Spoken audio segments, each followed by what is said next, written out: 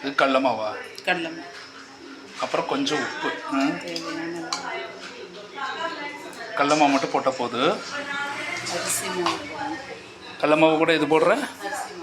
அரிசி மாவு, கற்பூரவள்ளி இலை, ஓமவள்ளின்னு பேர். நுரையீரலில் இருக்கக்கூடிய சளியில் போக்கு, இருமல்லாம் அழகாக நீக்கிடும். இயற்கை தந்த ஒரு இருமல் டானிக் தான் இந்த கற்பூரவள்ளின்னு சொல்லுவாங்க. ஒரு சிறப்பான ஒரு கற்பூரவள்ளியில் இப்போ நம்ம பஜ்ஜி செய்ய போகிறோம்.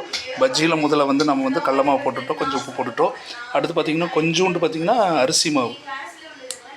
ஏன்னா பதமாக வரும்னா அரிசி மாவு போட்டால் ரொம்ப பதமாக வரும்னு சொல்லுவாங்க. அளவான மாவு எடுத்து போடணும்.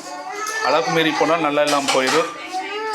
அதுக்கடுத்து பார்த்திங்கன்னா கற்பூரவள்ளியில் இலை வந்து பெரிய இலையை பார்த்துருக்குன்னு, சின்ன இலை பத்தாது. பெரிய இலையை எடுத்திங்கன்னா ஒரு நல்ல ஒரு யூஸ்ஃபுல்லாக இருக்குது. அது கூட பார்த்திங்கன்னா கொஞ்சம் மிளகுப்பொடி போடணும். மிளகுப்பொடி தேவையான அளவு எவ்வளோ காரம் வேணுமோ அந்தளவு போட்டிங்கன்னா போதும். அதிகமாக போட்டாலுமே காரம் அதிகமாக போச்சுன்னு சாப்பிட முடியாது.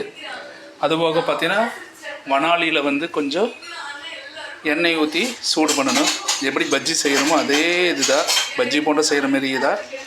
ஒரு சிறப்பான ஒரு ஸ்நாக்ஸாக இது இருக்குது. அதுபோக உடம்புக்கு நல்ல ஆரோக்கியம் தரக்கூடியதாக இந்த கற்பூரவள்ளி இலையானது சிறப்பான நிலையில் இருக்குது. கற்பூரவள்ளி பஜ்ஜிக்கு ரெடி ஆகிட்டு இருக்கிறோம்.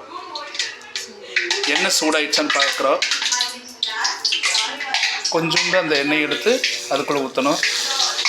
ஏற்கனவே நம்ம கடல மாவு, அரிசி மாவு, உப்பு, மிளகுத்தூள் இதெல்லாம் போட்டு வச்சுருக்கிற அந்த சட்டியில் கொஞ்சோண்டு எண்ணெய் ஊற்றணும். அதுக்கடுத்து பார்த்திங்கன்னா கற்பூரவள்ளி இலை, பெரிய இலையை பார்த்துருங்க. சின்ன இலையை இருந்தால் நல்லா இருக்காது, பெரிய இலையை இருந்தால் தான் பஜ்ஜியே சூப்பராக வரும். அது கூட கொஞ்சம் தண்ணி ஊற்றிக்கிங்க, அளவாக ஊற்றுனீங்கன்னா போதும். அப்புறம் கொஞ்சம் பிசையணும், நல்லா மைய பிசையணும். மைய பிசைஞ்சிங்கன்னா ஒரு சிறப்பான நிலைக்கு வந்த பின்னாடி அதுக்குள்ளே கற்பூரவள்ளி இலையை போட்டுக்கணும். இப்போ பாருங்கள், ஒரு பஜ்ஜி மாவு எப்படி செய்கிறாங்களோ அதேமாரி தான் பஜ்ஜிக்கு மாவு பிணையிற மாரி இது பிணையணும். தேவையான அளவு தண்ணி ஊற்றினீங்கன்னா போதும். அளவுக்கு மீறியும் தண்ணி ஊற்ற வேண்டாம்.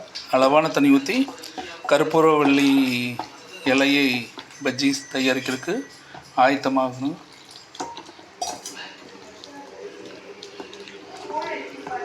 இதில் என்னென்ன போட்டுக்கிறாங்கன்னு திரும்ப சொல்கிறேன். கடல மாவு கொஞ்சம், அரிசி மாவு கொஞ்சம், அதுக்கடுத்து பார்த்திங்கன்னா கொஞ்சோண்டு மிளகுத்தூள், அப்புறம் பார்த்திங்கன்னா உப்பு, அப்புறம் பார்த்திங்கன்னா எண்ணெய், இதெல்லாம் போட்டு ஒரு மிக்சட் பண்ணி ஒரு அழகான மாவு உருவாக்கிட்டோம். இந்த மாவுக்குள்ளே ஏற்கனவே பறித்த கற்பூரவள்ளி இலையை போட்டு மூழ்க வைக்கணும். அப்படி முக்கி எடுத்தோம்னா ஒரு பஜ்ஜி ரெடி ஆகிட்டு இருக்குது.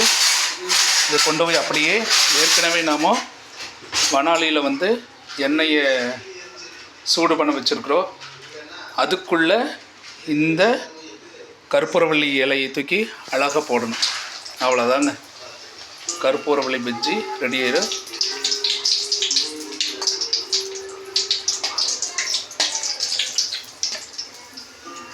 திருப்பி போட்டால் முடிஞ்சுதுங்க. ரொம்ப அதிகமாக விட்டால் முருகலாயிரும், சில நேரத்தில் கரிஞ்சு போயிடும். ஒரு பதமாக அதை எடுத்துடணும்.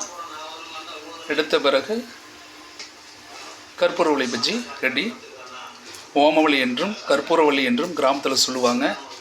இது வந்து இருமல், சளி முதலியவற்றை நீக்கக்கூடிய ஒரு அருமருந்து. தனியாக சாப்பிட்ற விட இந்தமாரி சாப்பிடுங்க. மழை பெய்யும் போது அதிக அளவு இந்த கற்பூரவள்ளி பஜ்ஜி செஞ்சு சாப்பிடுங்க. நல்ல முருகலாக வந்திருக்குது.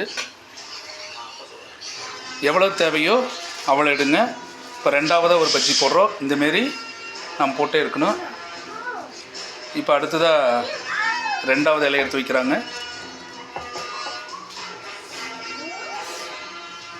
இதை அப்படியே எடுத்து கொண்டு போய் நம்ம வனாலியில் இருக்கக்கூடிய அந்த எண்ணெய்க்குள்ளே போட்டோம்னா போதுங்க. அவ்வளோதாங்க, கற்பூரவள்ளி பஜ்ஜி ரெடி. தனியாக சாப்பிட்டாலும் நல்லா இருக்குது. அதை விட இப்படி நம்ம பஜ்ஜியை சாப்பிட்டோம்னா ஒரு ஸ்நாக்ஸ் மாதிரி இருக்குங்க. உடம்புக்கு நல்லதுங்க. கிராமத்தில் இதெல்லாம் செஞ்சு சாப்பிடுவாங்க. நாமளும் இதை செஞ்சு சாப்பிட்டோம்னா நம்ம உடம்புக்கு ஆரோக்கியமும் நம்மளுக்கு இருக்கக்கூடிய நோயின் போயிருங்க. குறிப்பாக நுரையில் இருக்கக்கூடிய சளியை போக்கக்கூடியது, இருமலை போக்கக்கூடியது. கற்பூரவள்ளி வெஜ்ஜி ரெடி. இது கூட நீங்கள் வந்து சட்னி வச்சு சாப்பிட்டிங்கன்னா இன்னும் நல்லாயிருக்கும். தேங்காய் சட்னியாக வச்சுக்கலாம், மிளகாய் சட்னியாக வச்சுக்கலாங்க. சரிங்களா? ஒரு அழகான பஜ்ஜி ரெடி ஆயிடுச்சு. கொஞ்சம் முருகலாக பண்ணி சாப்பிட்டோம்னா ரொம்ப சுவையாக இருக்குது. இவ்வளோதாங்க கற்பூரவள்ளி பஜ்ஜி. எவ்வளோ எல்லாம் வேணுமோ அவ்வளோ எடுத்துக்கோங்க. எவ்வளோ பஜ்ஜி வேணுமோ அவ்வளோ பஜ்ஜி எடுத்துக்கங்க. எடுத்து செஞ்சிங்கன்னா ஒரு சிறப்பான நிலை இருக்குது. சரிங்களா? இது அப்படியே தினமும் சாப்பிட்லாம். வாரத்துக்கும் 2 நாளும் சாப்பிட்லாம். சரிங்களா?